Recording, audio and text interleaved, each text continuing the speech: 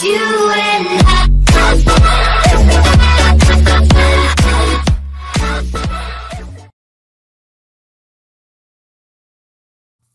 Now, we've already established that you use software as a service applications nearly every day, but let's consider some of the risks that occur when using software as a service and how they impact the business case. In this module, we're going to talk about those common risks that are associated with using software as a service, identify the key risks to a software as a service business case, and then also talk about some general common threats to cloud platforms. All right. What are the common software as a service risks? Proprietary data formats are a really significant one that are often overlooked. If a vendor uses a unique data format, the data that the customer provides to the software as a service vendor may be just stored and displayed in a unique way. Now, this may be useful, efficient. The app may provide all kinds of great functionality to the customer, but it may prevent the customer from leaving or switching vendors in the long term. Now, this is a very important thing to consider before utilizing a software as a service vendor. Can your data come out of the app easily once it's gone in? This is referred to as data portability, the ability to easily remove your information and switch apps, and whether or not this is really a deal breaker when you choose your SaaS vendor.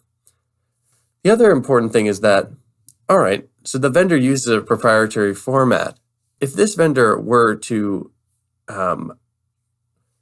change their business practices or significantly increase their prices and you couldn't get out, you might experience what's referred to as vendor lock-in, the inability to switch from your vendor once you've started because of that proprietary format. One of the other key aspects that's a risk with software as a service vendor are web application attacks. Web application security is a very important topic, and there are many lessons on it exclusively in later chapters. But now we're going to just talk about some of the large aspects, high-level threats associated with web application security. First, when using software as a service, if you're an individual, a customer, you're probably going to be using a web-based browser to connect to that software as a service. That exposes a whole host of potential threats that use browsers, browser-based threats.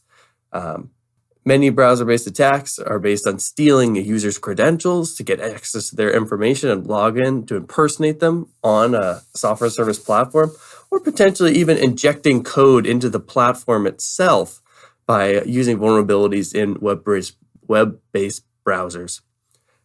And we've also already talked about application programming interfaces. We talked about it at the infrastructure as a service level as well as at the software as a service level.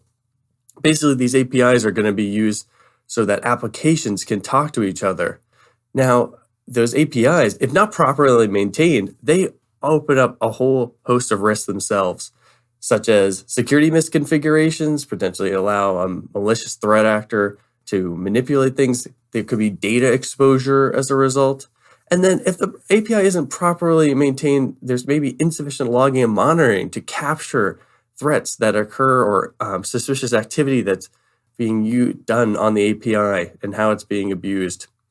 And as we talked about before, virtualization. Now we are just about to get into a whole lesson on virtualization and the threats, but just remember, when using virtual environments, there are risks of information bleed and side channel attacks where changes on the hardware can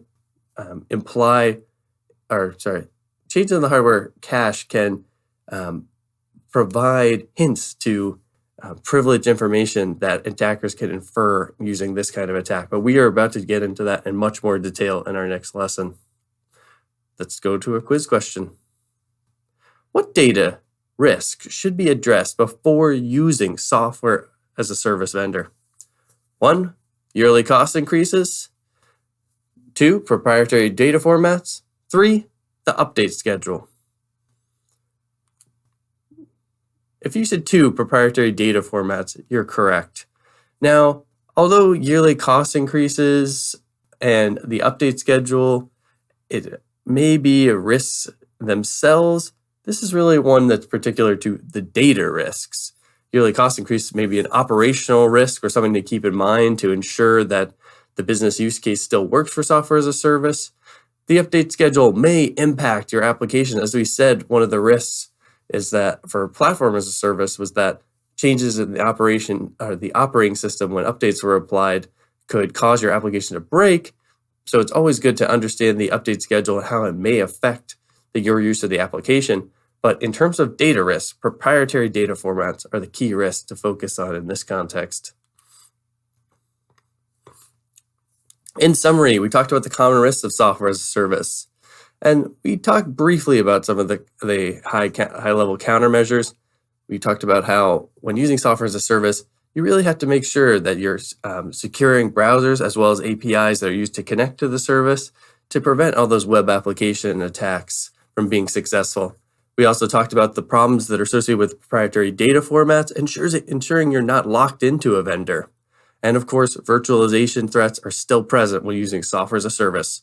All right, I'll see you in the next module.